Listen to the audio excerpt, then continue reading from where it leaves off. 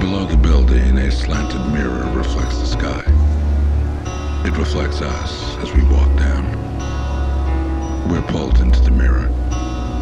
We're part of the building now.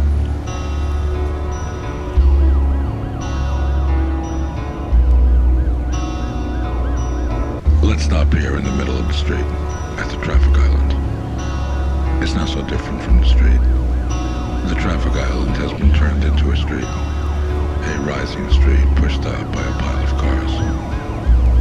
Come with me to the top of the street. Look down at the rows of signs, the rows of stores ahead of us. Take two. Let's stop here again in the middle of the street. This traffic island is an island of water. Cars are half submerged in water here. We're walking out on these little promontories made out of cars, these tiny islands. Cars are upended here, like rearing horses. They spurt water like spouting whales. Take three. Let's stop here again at another traffic island. Like the first one, it's a rising street, but this street splits in two and curves off in different directions. From up here, we take one last look at the shopping mall. If only we could have bought everything we say.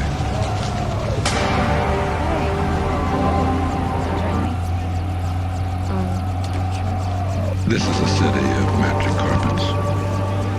Inside this city, we ride the hill as if we were surfing the waves. The hill is a mound of garbage, but no matter. After all, this is a city of magic carpets. Each rug is a bed of rollers and bearings. As methane gas is released from the garbage, the rugs adapt and hug the shifting contours of the mound.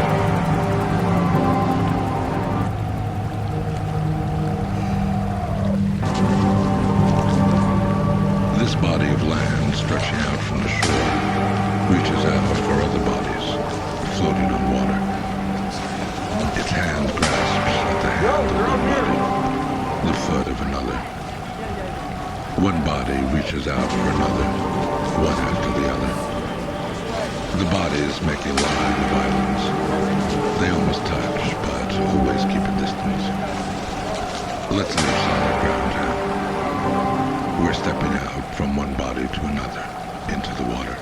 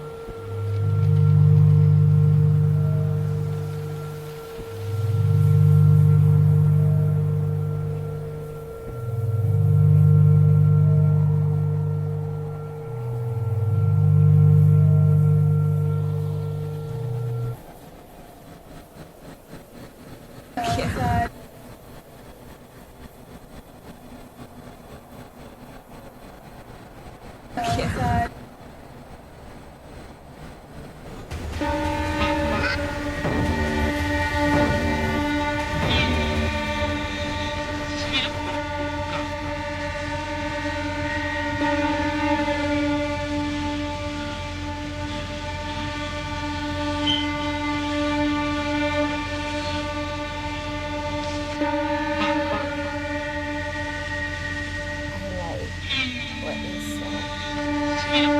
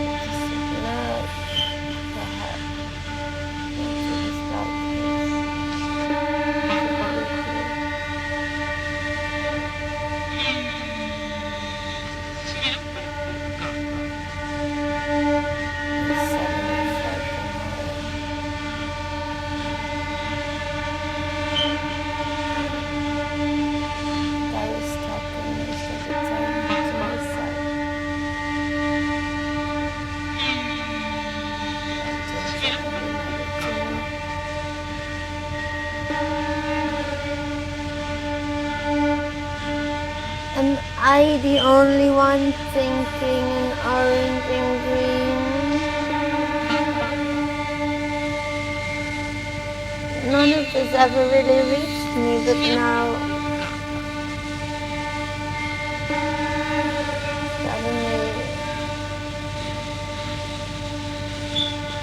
suddenly I'm full of anger.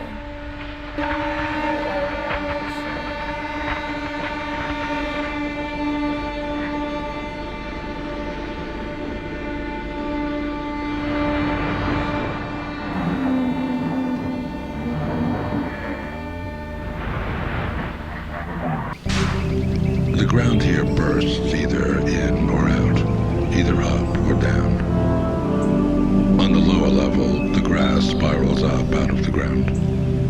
On the upper level, the ground spirals down into the ground.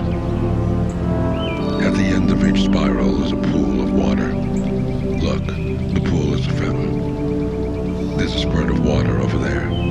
It stops. Look, there's another spurt of water up there. The United States flag is stuck in a field of other flags. Slanted flagpoles at different heights. Either they're rising out of the ground or they're sinking into the ground. They're red flags. The flags are metal. They clank in the wind. Yes, we hear you. Yes, we're coming.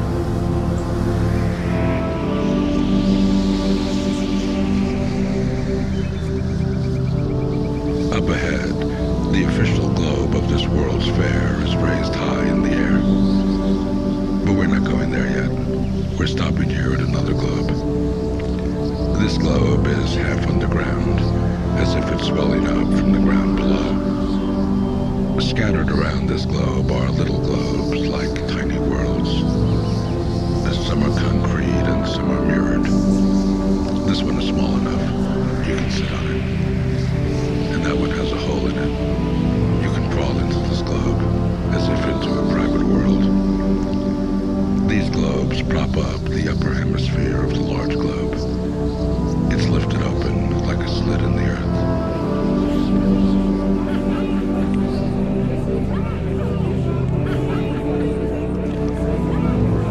This park consists of 9 pairs of tubes, U-shaped at one end and L-shaped at the other. They telescope down into 8-foot sections.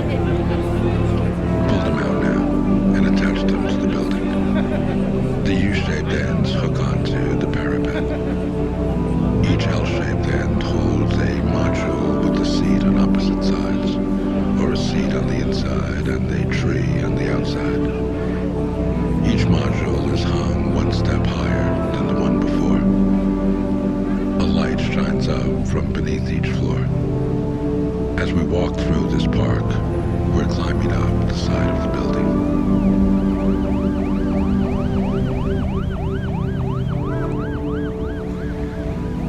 These buildings tell time. From the numbers on each convention center wall, facing one another, each clock is stretched across the street. The hour hand on the sidewalk, the minute hand on the traffic island, the second hand across the street. To tell the time here, we have to read through the clock, across people and across traffic. We have to find our own time here.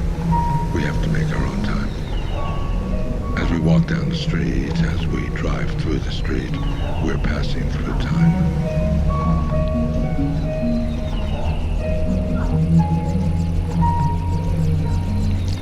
The operation was a success. Not only are you alive, you wake up twice the person you used to be. You feel the cold in your bones, the cold steel hardware implanted into your skeleton. Like an arm splint, like a neck brace, like a prosthetic limb, the infrastructure of your house and car and furniture is screwed into your bones, like a monkey on your back and your limbs and over your head.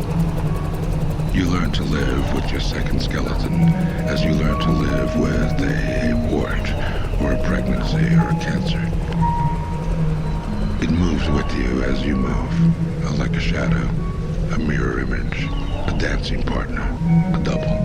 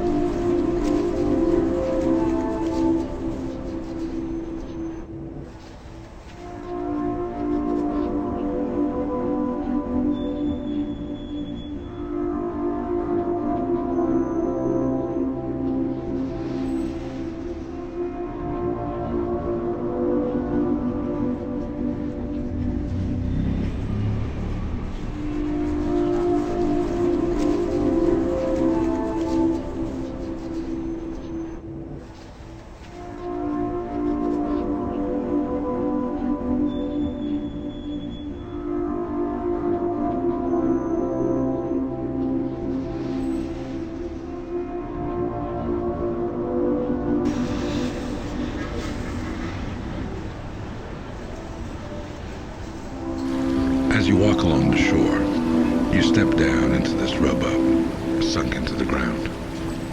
A tree grows out of its bow. The oars are embedded in the ground, as if rowing on land. You sit inside the boat, as if the land were water, and gaze out over the canal. When you've had enough of dreaming, you get up and walk over to another boat, its mirror image in the water. A rowboat wedged into a disc of grass. You start to row. The disc of grass pulls out of a cut in the shore. You're rowing your own private island out to sea.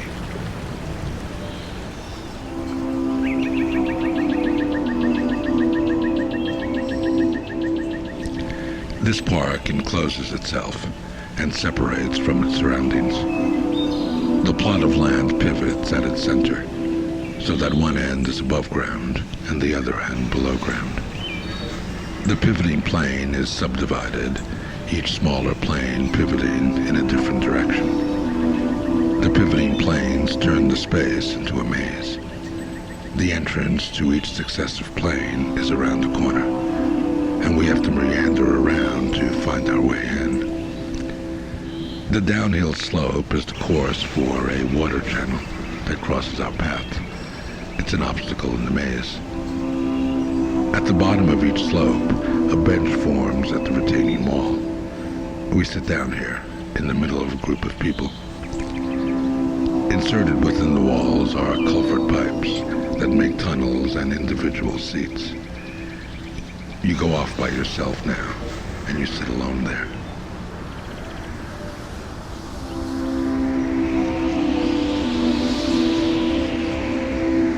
Let's walk together into the mouth of this underground globe. We're in a ramp made of grating. Don't look down. Don't look down. It spirals from hemisphere to hemisphere. Cutting through the middle, a spiral staircase pokes through a hole at the top, into the open air. We're walking from ramp to stairway to ramp. We're walking down now in order to go up, and now we're walking up in order to go down. We're in a perpetual motion machine. This cavity is mirrored. We're in a hall of mirrors, inside a belly of infinite reflections. We're all mixed together here. We're all mixed up. We're multiplying. We never end.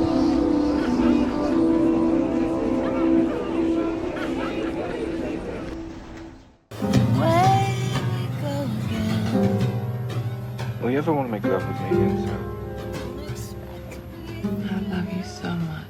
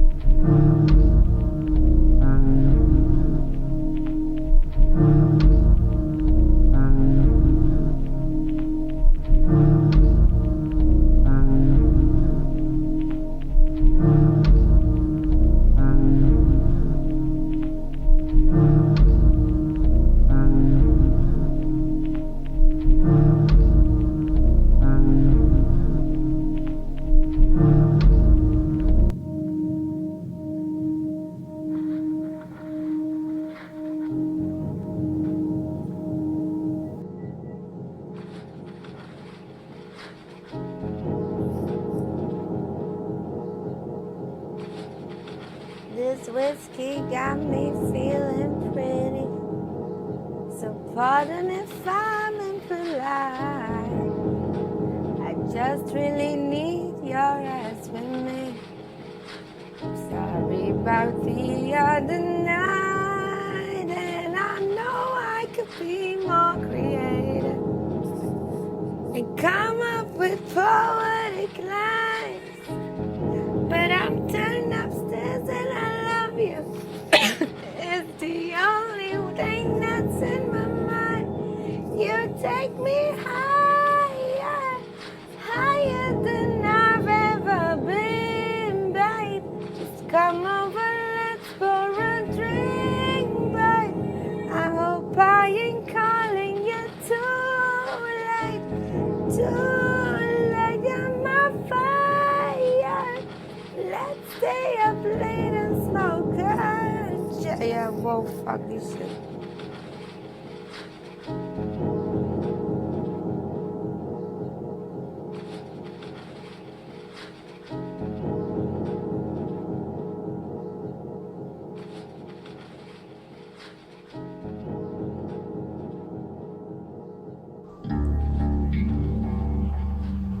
I want to show myself the dirtiest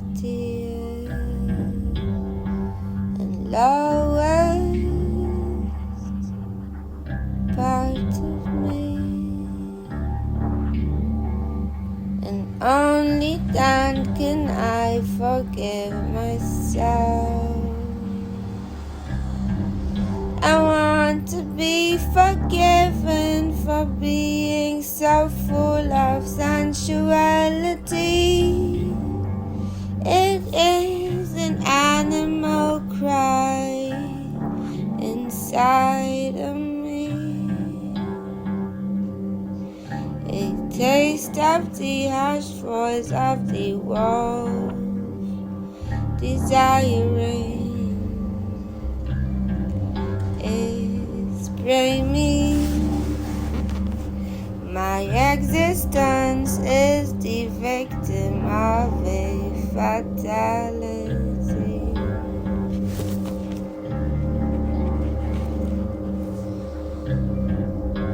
I extend to you a mouth lacerated by the fever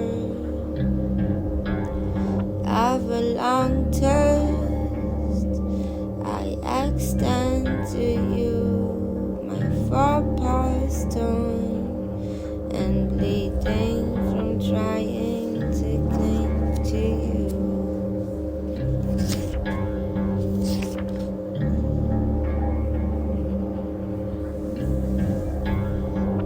Frightened of my own power, which however is unmoved. Could I kill myself in my desperation for despair? We die deep down, I know we died. Second, I want to imprison myself and become concrete.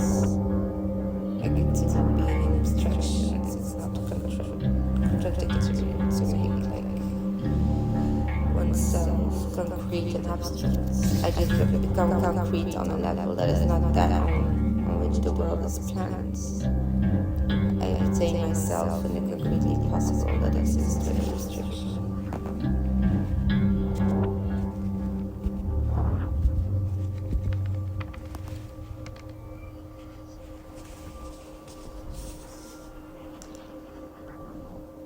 Like, could it be, I don't know, like, it's not that it's like I don't know, it's like I don't know myself.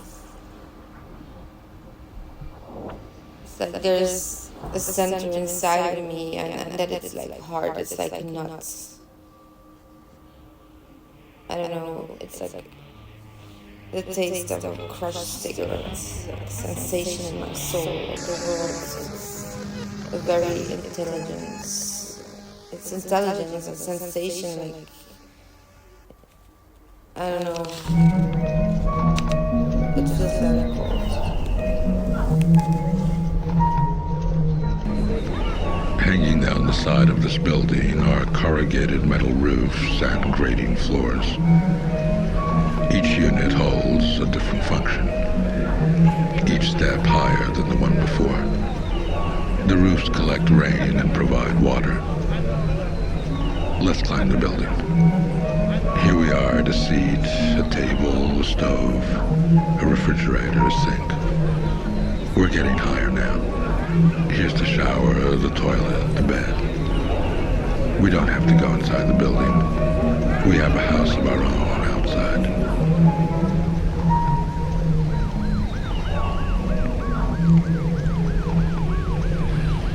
The sidewalk here has given birth to a car of its own kind. It's a half car, open on the sidewalk. We're sitting inside now, closed off from the street. We're in a capsule, side by side with the pedestrian life, the sidewalk. We have a car of our own here, against the traffic.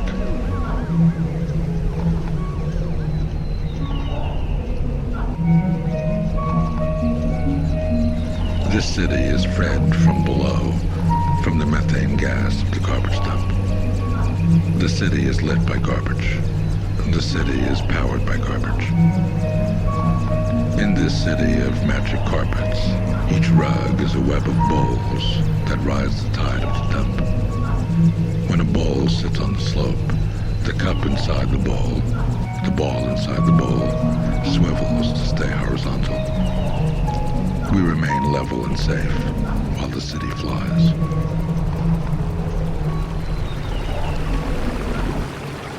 From this tree grove, a triangle of land is cut out and pulled into the canal. The triangle breaks up into smaller triangles, little islands, as water flows in to fill the spaces in between. The islands rise up above the water and dive down into the water. We step down and sit on the terraced edge of land. It's as if we've walked into an earthquake. Another piece of land rears up in front of us, over our heads.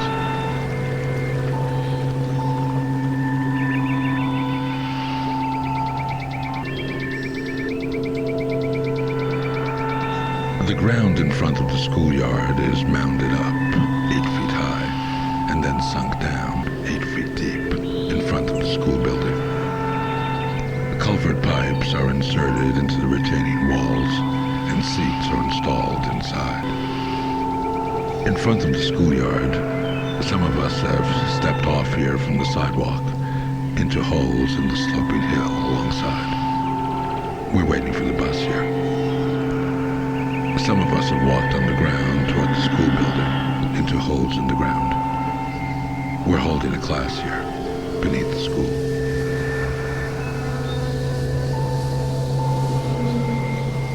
The two existent spheres on either side of the stairway are subsumed into a field of spheres, from small to large. The spheres are cut into. We're walking through them, we're sitting inside them. Light shines from inside. We sit within the glow of the spheres.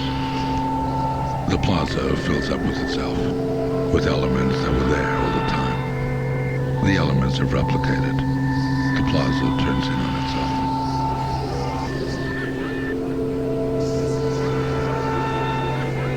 This office tower doubles now as a water tower. From different heights, waterfalls flow down the front facade, as if over a mountainside. Come with me into the building. We're walking inside a transparent tube through the waterfalls. The water that fills the courtyard slips through the side windows into the building. Inside the lobby, we sit on wedges of water. We sit in niches behind the water. The building is the home of an insurance company that's still standing in the middle of a flood.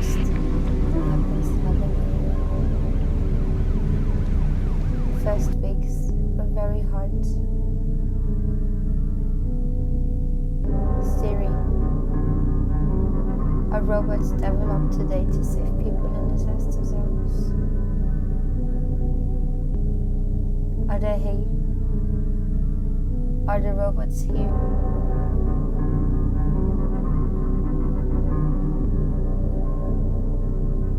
This is a trigger warning.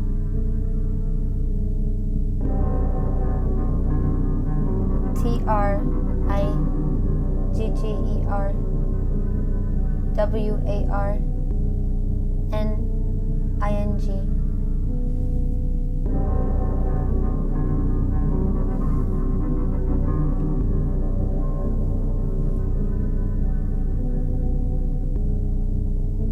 Are the robots here?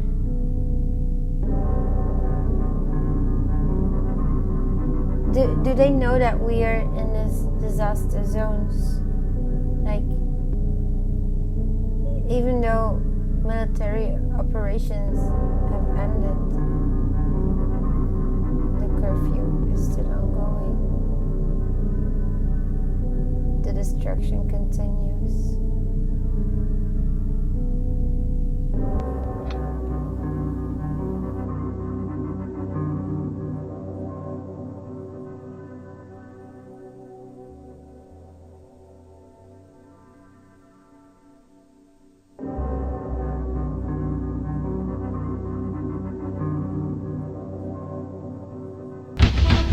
The entrance to this new city is not a building, not an arch, but a bulge, a fold, a warp.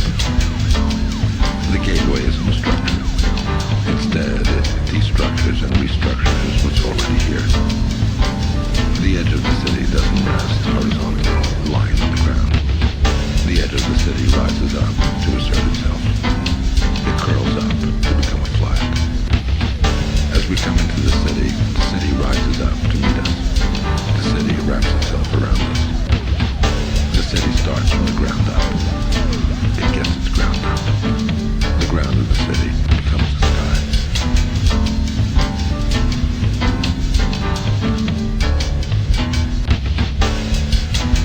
Your side and back splints lock into place. You lie back, stiff as a board, as your tubes telescope out beneath you. You are your own bed. Stretch your legs as you sit, lean back. Swivel your tubes out and unlatch the wheels. You are your own vehicle. From the closed-up fan screwed to your temples, a microshell splays out over your head. Your head is your office. Your body is your chair. A microphone and projector are screwed to your skull. Talk. The inside of your helmet is a computer screen.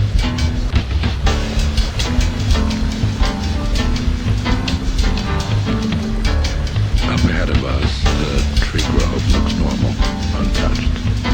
The trees are all level. But as we walk into the grove within the trees, the ground slips out from under us. The land ramps down, further and further below the trees, and disappears underwater. As the land sinks, the ground is compensated for. The trees stand on columns. As the land sinks further and further down, the columns are built higher and higher. We have a place here, as we grab onto a tree, as we climb a tree.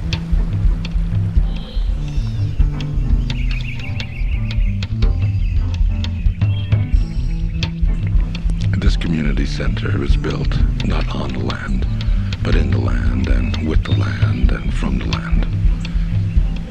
Chunks of the upper level are cut out and moved over onto the lower level around it. In the middle of the mound, a large wedge is pulled out to the edge of the parking lot, making an opening, a town square, inside the upper level. A notch in the wedge, terraced into steps, functions as an amphitheater. On one side, a plane of grass is pulled out to make the roof of a one-story building.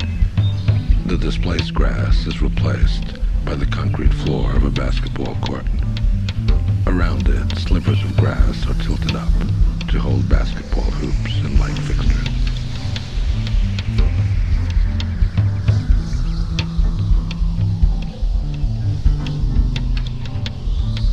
The columns that support the building swoop out away from the building, over the plaza.